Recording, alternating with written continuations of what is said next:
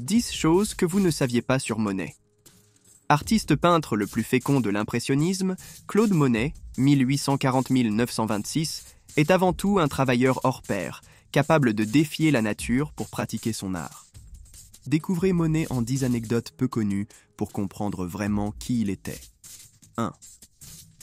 Le nom attribué au mouvement impressionniste vient d'un article satirique destiné initialement à ridiculiser Monet en 1874, lorsque la célèbre toile de Monet intitulée « Impression », Soleil levant a vu le jour, son école de peinture n'a pas encore de patronyme.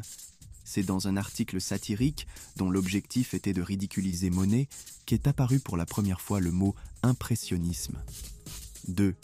Monet n'a Dieu que pour son épouse Camille.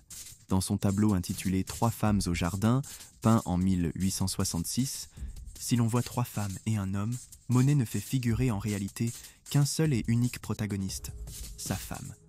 Même le regard de l'homme n'est autre que celui de Camille Doncieux. 3. Si Édouard Manet a constitué une réelle source d'inspiration pour Monet, sa rencontre avec lui fut des plus contrariantes. Lors d'une exposition en 1865, Monet présente 2 toiles, 2 marines, qui rencontrent un certain succès. Il discute tranquillement avec un petit groupe de personnes, dont Frédéric Bazille, quand un homme agité interrompt leur discussion sans savoir à qui il s'adresse. C'est dégoûtant. On ne me fait compliment que de 2 tableaux qui ne sont même pas de moi. Ils sont d'un dénommé Monet. Si ce garçon a du succès, c'est parce que son nom ressemble au mien. 4. Monet amoureux de la Seine. Monet a peint la Seine toute sa vie durant et ne s'en est jamais lassé. Il l'a peinte en tout lieu, à toute heure et en toute saison. Il a même fini par s'aménager un atelier sur une barque, d'où il pouvait alors guetter les effets de la lumière. 5. Monet a dû acheter les peupliers pour achever de les peindre. La célèbre série de peupliers de Monet, constituée de 23 tableaux, réalisés à l'automne 1891, ne s'est pas déroulée sans heurts. En effet, la ville de Limetz a soudain attribué les arbres à une vente aux enchères. Monet, qui n'avait pas fini de les peindre, a convaincu un marchand de bois qui en désirait la coupe de se porter acquéreur à un bon prix. En échange de lui laisser un délai avant l'abattage des peupliers, Monet s'est engagé à payer de sa poche le surplus adjugé lors de l'enchère. 6. Monet, appelé le vieux hérisson sinistre. Sa réputation d'homme colérique et sauvage est relativement répandue, mais dans ses relations plus intimes, c'est un véritable caractère ingrat que dépeignent ses proches. Son ami Clémenceau n'hésite pas à le qualifier de « vieux hérisson sinistre ». 7. La série des nymphéas est inaugurée après la mort de Monet. Sur un acte notarié datant de 1922, Monet s'engage à faire donation à l'État de la série des nymphéas. Mais sa vue le quittant petit à petit, le projet devient compromis et Clémenceau doit annuler la livraison initialement prévue pour avril 1924. C'est seulement après sa mort, en 1927, que les nymphéas sont inaugurées à l'Orangerie. Elles se composent, au musée Monet, d'une série de 8 panneaux de 2 mètres de hauteur et d'une longueur totale atteignant 91 mètres.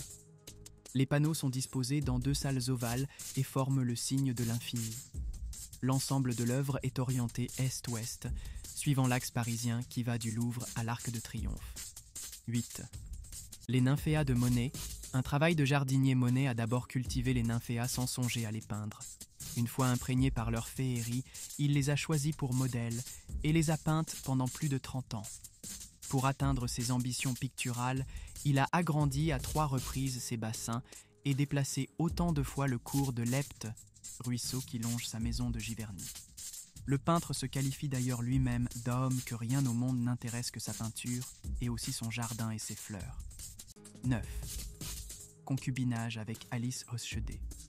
Si Monet se marie avec Alice Hochedé après le décès de Camille, sa première épouse, leur relation aurait démarré avant que Monet soit effectivement veuf. Ernest Hochedé, commanditaire de nombreux artistes, dont Monet et mari d'Alice Hochedé, fait faillite en 1877. Les Hochedé et les Monet vont alors s'installer avec leurs enfants et cohabiter à Vétheuil pour des raisons économiques. Ernest n'y étant que rarement, et Camille Doncieux étant atteinte d'un cancer, Alice Hochedé et Claude Monet auraient été amants une quinzaine d'années avant leur mariage en 1892. 10. l'enfant du doute.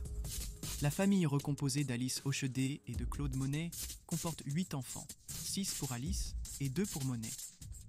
Selon les historiens, et du fait de leur liaison antérieure à leur union officielle, le dernier des fils d'Alice serait celui de Monet. Cet enfant est par ailleurs l'arrière-grand-père de la comédienne Dorothée.